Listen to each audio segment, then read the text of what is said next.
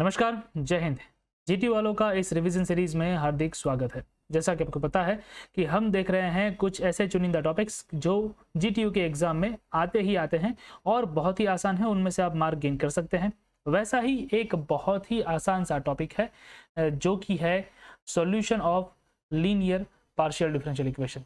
ठीक है, बहुत ही इंपॉर्टेंट सा टॉपिक है। अगर आप उसको अच्छे से आइडेंटिफाई कर लेते हो तो आसानी से जो है वो आप समझ सकते हो। अब आप आइडेंटिफाई कैसे करोगे मैं आपको फटाफट से बता देता हूं। पहले दिखाता हूं कि कहां कहां पे पूछे गए हैं।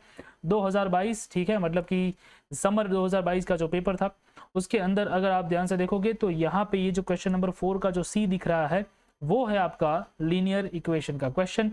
साथ ही में अगर आप नीचे देखोगे तो क्वेश्चन नंबर 5A में भी पूछा गया है, ठीक है, जो कि ये 3 मार्क का क्वेश्चन। तो दोनों को आप लीनियर की मेथड से जो है वो सॉल्व कर सकते हैं, राइट। यहाँ पे 10 मार्क का वेटेज बनता है।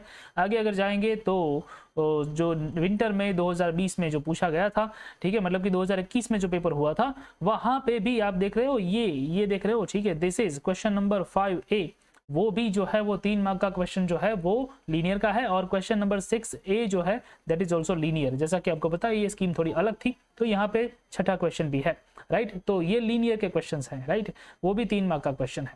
तो मतलब कि 6 मार्क का वेटेज बन गया।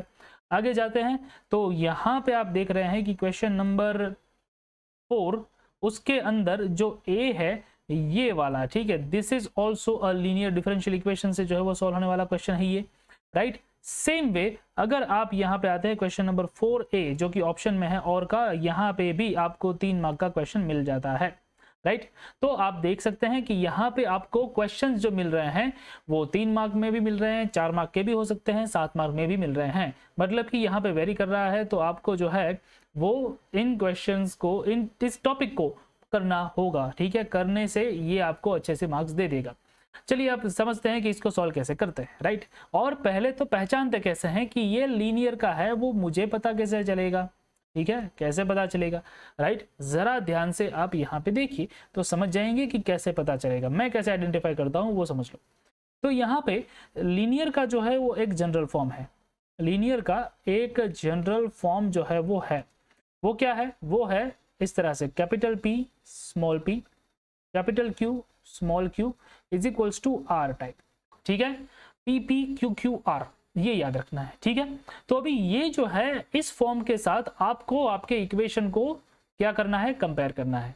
और आपको पता कैसे चलेगा कि इक्वेशन के अंदर, अगर आपको इक्वेशन के अंदर, जरा ध्यान से सुनिएगा, अगर आपको कोई भी मेथड का नाम नहीं दे रखा है, जैसे कि नहीं दे रखा है कि चारपिट है, नहीं दे रखा है कि फॉर्मेशन है, नहीं दे रखा है कि मतलब सॉल्यूशन सेपरेशन ऑफ वेरिएबल है, ठीक है, ये सारी चीजें नहीं दे रखी है, तब आपको जाके सोचना है कि क्या ये लीनियर है। लेकिन उसके लिए भी एक और चीज है कि आपका इक्वेशन फर्स्ट ऑर्डर पीडी होना चाहिए। क्या होना चाहिए, first order PD. First order PD का मतलब ये है कि आपके जो पीडी में, आपका जो पीडी मतलब क्वेश्चन जो दे रखा है उसमें स्मॉल p और स्मॉल q होने चाहिए, ठीक है। मतलब कि वहां पे हायर ऑर्डर की टर्म्स जैसे कि r, s और t ये नहीं होनी चाहिए, ठीक है। हायर ऑर्डर की टर्म नहीं है, p और q है, मतलब कि फर्स्ट ऑर्डर की टर्म है, तो वो फर्स्ट ऑर्डर का इक्वेशन है और वो लीनियर होने के चांसेस हैं। तो आप आपके इक्वेशन को कंपेयर करो PP QQR के साथ, राइट। तो यहाँ पे कंपेयर करोगे तो समझ में आएगा, जरा ध्यान से देखा, ठीक है, यहाँ पे ध्यान से देखिएगा, यहाँ पे P है, यहाँ पे भी एक P है, स्मॉल p की बात कर रहा हूँ, ठीक है। यहाँ पे स्मॉल q है, यहाँ पे भी स्मॉल q है। और इक्वेशन के राइट हैंड साइड में कुछ भी हो चलेगा, इक्वेशन के राइट हैंड साइड में कुछ भी हो चलेगा, राइट। स्मॉल p होना चाहिए, स्मॉल q होना चाहिए, इक्वेशन के राइट हैंड साइड में कुछ भी होना चाहिए, राइट।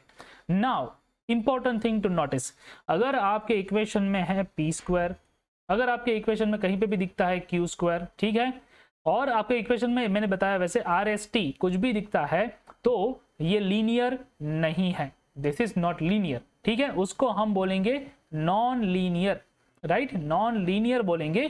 तो उसकी सॉल्यूशन की मेथड अलग है, वो वीडियो इसके बाद आएगा। आई बात समझ में? पहले तो ये क्लियर हो गया कि कैसे आइडेंटिफाई करते हैं। 2-3 क्वेश्चन देखोगे ऐसे तो ऑटोमेटिकली क्लियर हो जाएगा। मैं इस वाले क्वेश्चन को सॉल्व करके दिखाता हूं, राइट। तो आप जो है क्या करोगे, सबसे पहले गिवन दैट आपको क्या दे रखा है, आपको दे रखा है x² small p, y square small q is equals to bracket में एक्स प्लस वाई जेड। इस तरह से आपको जो है वो दे रखा है, ठीक है। अब जो ये आपको दे रखा है इसको आप क्या करोगे, इसको आप सॉल्व करोगे। कैसे सॉल्व करोगे ये जरा समझ लो, right.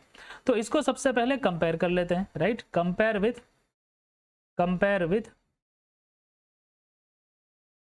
P, capital P small p, ठीक है, capital P small p, capital Q small q is equals to r के साथ, ठीक है। इसके साथ कंपेयर कर लो, क्लियर है ये, ओके। सबसे पहले ये फर्स्ट ऑर्डर में होना जरूरी है और ये वाला इक्वेशन फर्स्ट ऑर्डर का है, राइट। अगर तुमको आइडेंटिफाई करना नहीं आता तो मुझे कमेंट में बताओ, मैं उसके ऊपर एक डिटेल वीडियो बनाऊंगा कि कौन सा फर्स्ट ऑर्डर है कौन सा हायर ऑर्डर है, ये आप समझ जाओगे, ठीक है। So P P plus Q Q is equals to R, इसको आप कंपेयर करोगे। जैसे ही आप कंपेयर करते हो तो आपको समझ में आ जाएगा कि पहली टर्म जो कि पी के साथ मल्टीप्लाई होनी चाहिए वो है कुछ इस तरह से कि यहाँ पे है आपके पास capital P small P, P की जगह पे है X square small P, okay. Capital Q small Q की जगह पे है वाई स्क्वायर स्मॉल क्यू और आर की जगह पे पूरा का पूरा है X plus Y into Z, ठीक है। आई बात समझ में, राइट। तो अब आप देख सकते हो कि दोनों ओर से यहाँ पे पी पी कैंसिल और क्यू क्यू कैंसिल, तो आपको मिल गया क्या, आपको मिल गया capital P is equals to X square और capital Q is equals to Y square और कैपिटल आर तो मिल ही गया था। तो ये सारी वैल्यूज जो है वो पहले आइडेंटिफाई कर लेनी है। ये मिलने के बाद सही खेल शुरू होता है, असली खेल अब शुरू होता है, ठीक है। अब आपको लिखना होगा एक ऑक्सिलरी इक्वेशन। अब जैसा कि आपको पता है कि इससे पहले भी ऑक्सिलरी इक्वेशन आ चुका है, ठीक है। तो ऑक्सिलरी इक्वेशन हर जगह पे आता है, तो ऑक्सिलरी इक्वेशन आपको याद ही रखना होगा, उसका कोई ट्रिक नहीं है, ठीक है। तो ऑक्सिलरी इक्वेशन यहाँ पे याद रखना होगा। यहाँ पे है वो d x by capital P is equals to d y by capital Q is equals to d z by capital r, ये है आपका ऑक्सिलरी इक्वेशन। तो आप ऑक्सिलरी इक्वेशन लिख लीजिए और उसमें कैपिटल पी क्यू और आर की वैल्यू रख दीजिए। तो कैपिटल पी है एक्स स्क्वायर, यहाँ पे कैपिटल क्यू है वाई स्क्वायर और यहाँ पे कैपिटल आर है एक्स प्लस वाई ब्रैकेट में z, ठीक है। ब्रैकेट में है ये x प्लस वाई और उसके साथ z मल्टीप्लिकेशन में है। चलिए, तो आपके पास ये जो मिल गया उसको हम बोल रहे हैं equation number 1। This is your auxiliary equation. इसका इस्तेमाल करेंगे सॉल्यूशन को फाइंड आउट करने में। कैसे इस्तेमाल करेंगे अब जरा इसको भी ध्यान से देख लीजिए। यहां तक आप मेरे साथ बने हुए हैं तो आगे आसानी से समझ में आ जाएगा। अब आपको सबसे पहले जनरली ये होगा, जनरली अगर 7 मार्क का क्वेश्चन है तो पहले दो को कंपेयर करने पे एक पहला पार्ट का सॉल्यूशन मिल जाएगा। यहाँ पे सॉल्यूशन 2 पार्ट में होगा। पहले पार्ट का सॉल्यूशन पहले दोनों को कंपेयर करने में जनरली मिल जाता है, ठीक है। तो हम पहले दोनों को कंपेयर करते हैं। सो नाउ आप कंपेयर कर सकते हैं dx अपॉन एक्स स्क्वायर को dy अपॉन वाई स्क्वायर के साथ, ठीक है। तो मैं इसको लिख सकता हूँ x raise to minus two dx, सही है, y raise to minus two dy लिख सकता हूँ। अभी देख सकते हो कि लेफ्ट हैंड साइड में भी x वाले और राइट हैंड साइड में y वाले टर्म है, मतलब कि ये ऑलरेडी सेपरेटेड वेरिएबल का फॉर्म है। तो आप इंटीग्रेट कर लो दोनों ओर। So integrate both sides, integrate both sides. अगर आप इंटीग्रेट कर लोगे तो आपको मिल जाएगा integration x raise to minus two dx और यहाँ पे मिल जाएगा integration y raise to minus two dy। अब आप जो है वो इंटीग्रेशन यहाँ पे कर लो तो इंटीग्रेशन हो जाएगा x raise to minus one upon minus one, यहाँ पे हो जाएगा y raise to minus one upon minus one plus constant लगा लो c1, ठीक है, क्योंकि दूसरा कॉन्स्टेंट आगे आएगा। अच्छा, अगर किसी को समझ में नहीं आया कि इंटीग्रेशन कैसे हो गया, यहाँ से यहाँ कैसे आ गए भाई, तो मतलब कि आपका इंटीग्रेशन कच्चा है। कच्चा है तो उसको पक्का करने का तरीका है। कैसे करोगे? सिंपल सी चीज़ है, आप नीचे डिस्क्रिप्शन बॉक्स में लिंक है इंटीग्रेशन के वीडियोस की, उसको देख लो तो समझ में आ जाएगा। बहुत ही आसान सी चीज़ है। चलो, तो यहाँ पे क्या करोगे, ये है माइनस वन अपॉन एक्स, ठीक है, और यहाँ पे simplification minus one upon y plus c1, ठीक है। तो c1 आपको मिल जाएगा, जरा ध्यान से, c1 आपको मिल जाएगा one upon y minus one upon x, this is your c1, ठीक है। ध्यान में रखना है, c1 को आइडेंटिफाई कर लेना है। ये आपको c1 मिल गया। अब हमको चाहिए c2, जो कि आपके इक्वेशन के सॉल्यूशन का दूसरा पार्ट है। उसके लिए आप पहले वो इक्वेशन नंबर 1 जो आपका ऑक्सिलरी इक्वेशन था उसको फिर से एक बार लिख लीजिए, जो कि है dx upon x square dy upon y square is equals to dz upon x plus y z, ठीक है। अब आप कहेंगे मुझसे कि जिस तरह से इन दोनों को कंपेयर किया उस तरह से दूसरे किसी दो को कंपेयर कर लो तो काम जो है वो हो जाएगा, लेकिन यहाँ पे वो नहीं होगा, राइट। अगर ये क्वेश्चन 3 मार्क में है या फिर ये क्वेश्चन 4 मार्क में है तो वो बन जाएगा कि सीधे सीधे इन दोनों को कंपेयर करने पे आपको इंटीग्रेशन मिल जाएगा, राइट, या फिर इन दोनों को कंपेयर करने पे आपको इंटीग्रेशन मिल जाएगा, लेकिन यहाँ पे नहीं होगा। क्यों नहीं होगा, आप खुद ही कोशिश करके देख लेना, आपको समझ में आ जाएगा, राइट।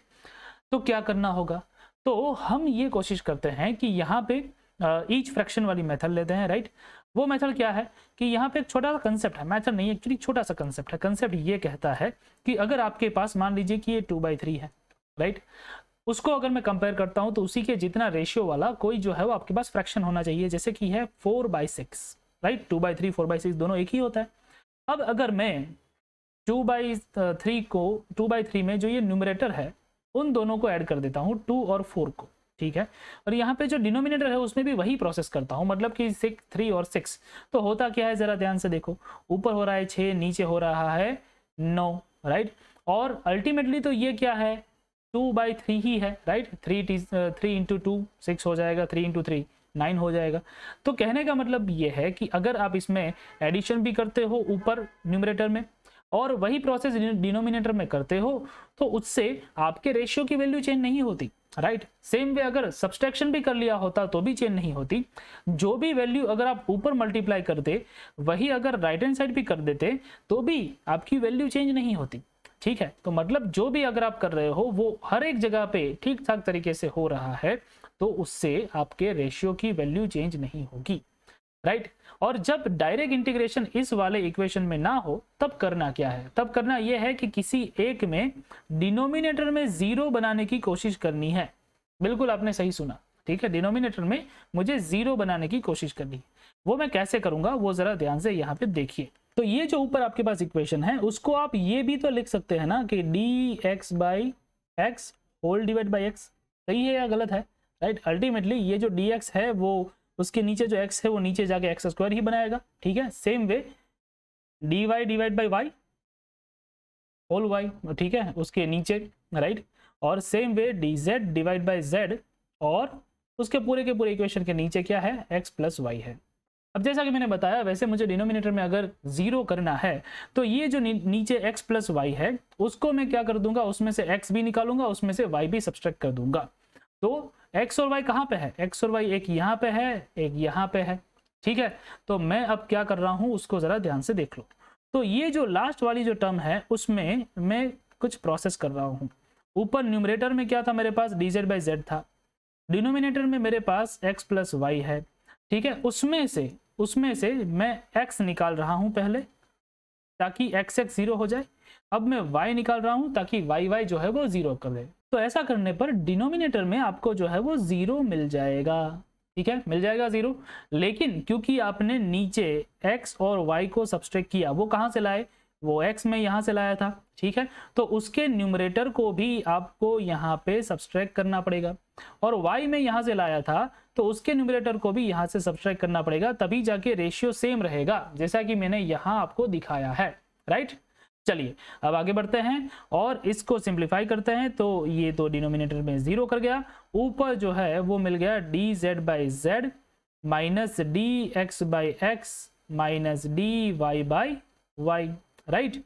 तो अगर ये जो वैल्यू आपको जो मिली है उसको आप किसी के भी साथ कंपेयर कर लेते हो तो आपको ये मिल जाएगा, ठीक है। अगर ये जो वैल्यू मिली है जो आखिर में मिली जो कि है dz/z minus dx/x minus dy/y, उसको किसी के भी साथ कंपेयर कर लो जिसके डिनोमिनेटर में 0 है, उसको अगर मैं पहले वाले के साथ भी कंपेयर कर लेता हूं जो कि है dx/x² के साथ, और इस 0 को अगर मैं राइट हैंड साइड पे जाने देता हूं तो सब कुछ 0 होने ही वाला है।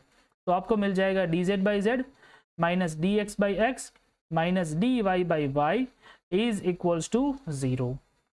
आई बात समझ में, यहां तक आपको किसी भी तरीके से लाना है। अब क्वेश्चन बदलेगा तो ये तरीका बदलेगा, उसके लिए आपको अलग अलग क्वेश्चन को प्रैक्टिस करना पड़ेगा।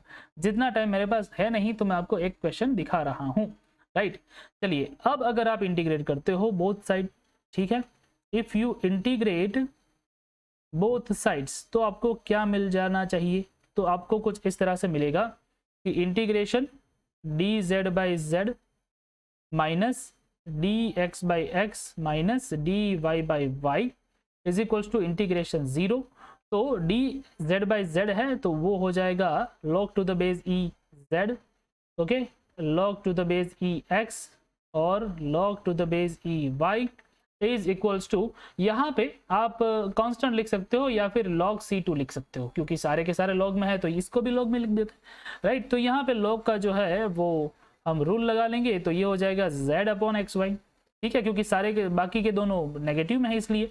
और यहाँ पे log to the base e c2 दोनों ओर से log log कैंसिल हो जाएंगे, z upon x y is equals to c2। तो आपको मिल गया c2 भी, c1 तो मिल ही गया था, c2 भी मिल गया है। अब आप क्या करोगे, अब आपको चाहिए सॉल्यूशन। तो आपका जनरल सॉल्यूशन है इस वाले क्वेश्चन में, जनरल सॉल्यूशन क्या है, जनरल सॉल्यूशन है f of c1 c2 is equals to 0। बिल्कुल, जो भी कांस्टेंट मिले हैं उन दोनों को कॉमा करके लिख दो फंक्शन के अंदर, तो काम जो है वो खत्म हो जाएगा। तो आपको मिल जाएगा f ऑफ, पहला जो है वो था 1 upon y minus 1 upon x, दूसरा जो है वो था z upon x y is equals to 0। तो ये है आपका फाइनल आंसर, ये है आपका जनरल सॉल्यूशन, ठीक है। ये दिखने में ट्रिकी है लेकिन प्रैक्टिस करने पे समझ में आ जाने वाली चीज है। इसी के तो 7 मार्क है। अगर ये क्वेश्चन छोटा आता है, मतलब कि 3 मार्क का आता है, तो वो आसानी से खत्म हो जाएगा। इसमें मुझे नहीं लगता कि ज्यादा कुछ ये वाली चीजें करने की जरूरत पड़ेगी। अगर ये वीडियो समझ में ना आया हो तो उसको फिर से एक बार रिवाइंड करके देखो, फिर भी नहीं समझ में आता तो आप कमेंट में बताओ कि कहाँ पे अटक रहे हो। मैं कोशिश करूंगा कि उसके ऊपर सेपरेट वीडियो आ जाए, आपके डाउट को सॉल्व कर पाऊँ। मिलता हूँ आपको अगले वीडियो में, तब तक के लिए जय हिंद।